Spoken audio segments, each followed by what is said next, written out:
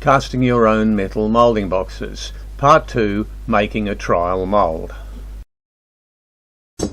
This is our first try at moulding one of these. It's just really a try to see whether the gating system I've got in mind will do the job properly.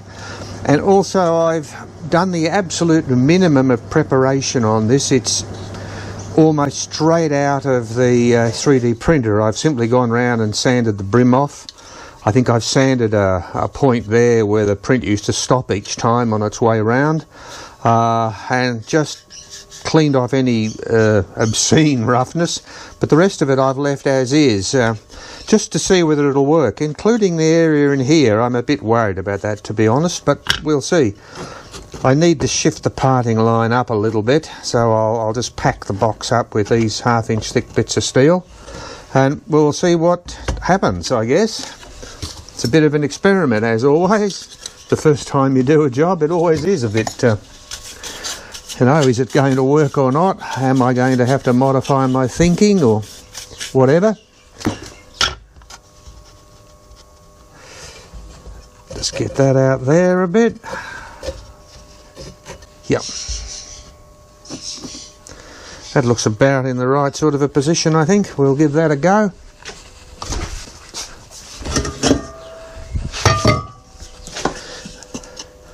I'm not going to use any facing sand on these. You know, they don't really have to look pretty.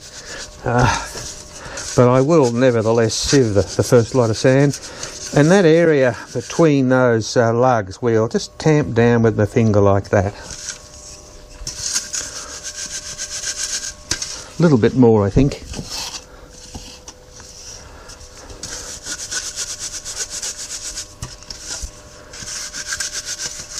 That ought to do it. Yeah, I just got to remember where those lugs are. They're more or less opposite there, about there. Okay.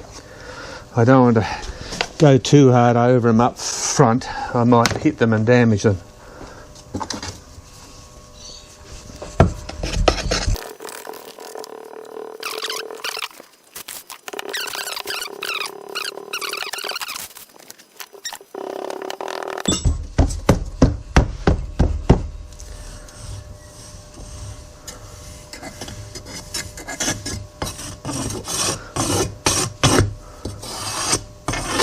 Now, my sand being a bit fine and that area likely to, in between the lugs, likely to be a bit of a steam trap, I'll just take a bit of a guess and see if I can get down into it. Did I make it? Yeah, I probably did. Yeah, that'll do. I only need the one little vent there. Cut it down to where we need it.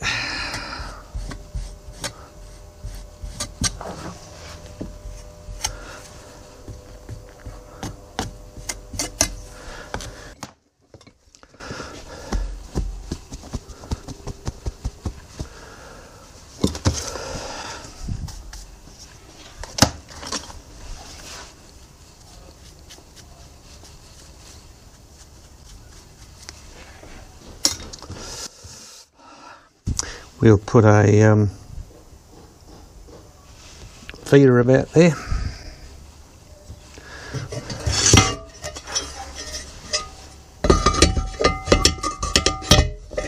Good. And I think we'll put a sprue about here. I think that'll do for the sprue. And a bit more sieve sand and away we go again.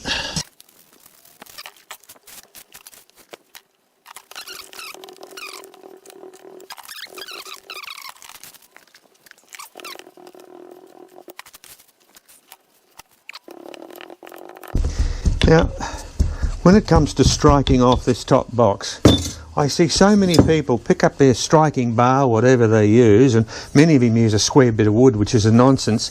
This is the best thing out. It's an old power hacksaw blade. Buy one new on eBay. They are the only way to do it. But you see these people, they start trying to fiddle around these. It's a nonsense. Just pull them out. You can wobble the feeder, but not the sprue. Pull them out. Put a little bit of parting agent down each hole. Quick blow with a bit of air to spread it around. And then start from the middle of the big holes like that.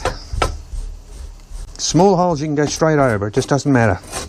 And that's so much easier than trying to do it around the form is still in place.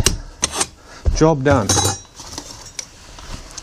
A little bit of a smooth up there to break that edge. Now we'll cut a pouring basin of some use here.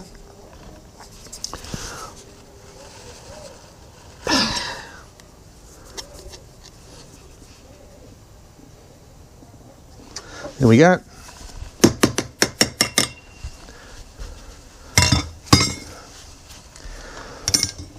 Get my little spoon and we'll join the two dots here.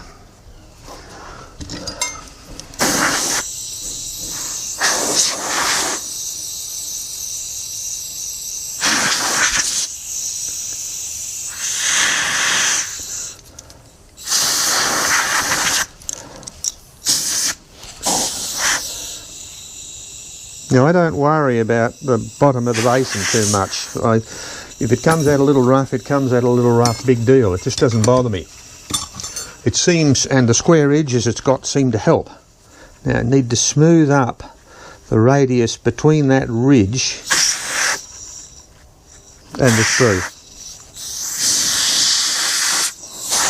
That's not the best one I've ever cut. It must be a bit out of practice. Where's the little one? Here, this one. Just smooth that a bit better. That's not too bad.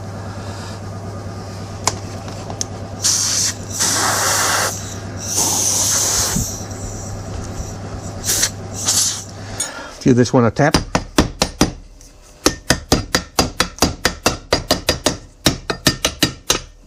Should come loose anyway very easily, but always a little tap never hurts. Lift.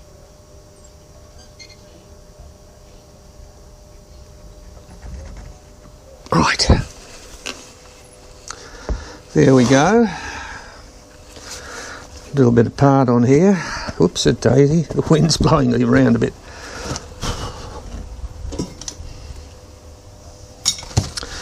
We will blow the sprue out.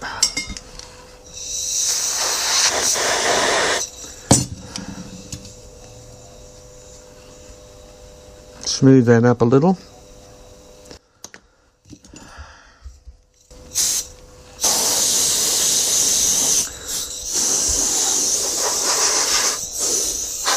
It was a little soft along there in the bottom and it sunk down, and therefore it's given me a bit of a breakaway right on that fine edge. I'll have to improve my ramming technique for the next one.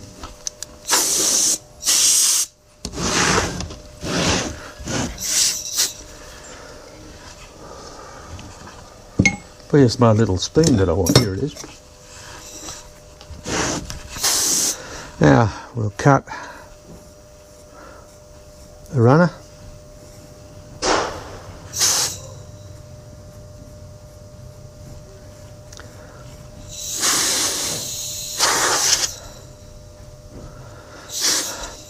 Cut a gate.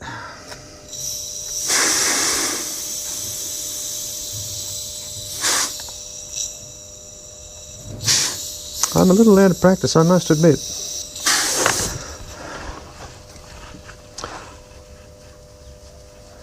Get the bigger one. No, I certainly am a bit out of practice. Oh well, it's good to do it again. It's been a while.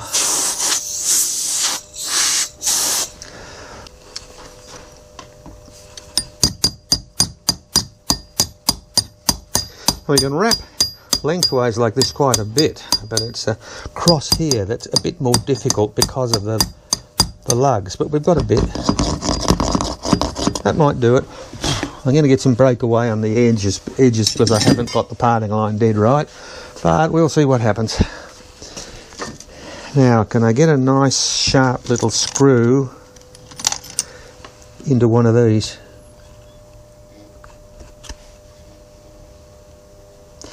This is unfortunately what I call a blind lift. I can't see the lugs, and they're the ones that have got to come out the furthest. So we'll just have to see what I can do here. And they're quite tight. Yep, things certainly are a bit tight. Not going to come that easily.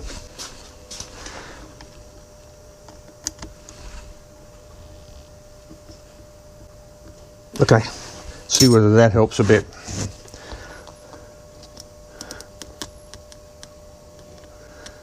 I almost need another screw down here to help, but I'll try and do it without it. I don't know whether I'm going to make it though. It's coming.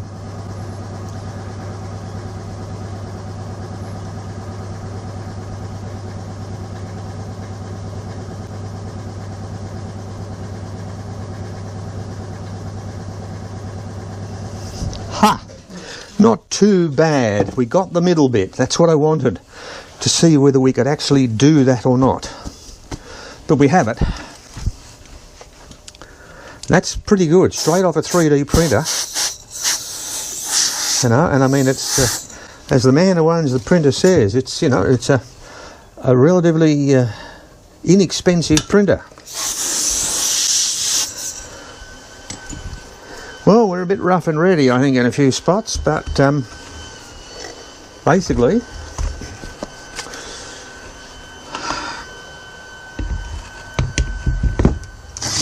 close her up, lift her up, blow her out again. Yeah, there's a fair bit of loose sand there from that edge, as I thought there might be.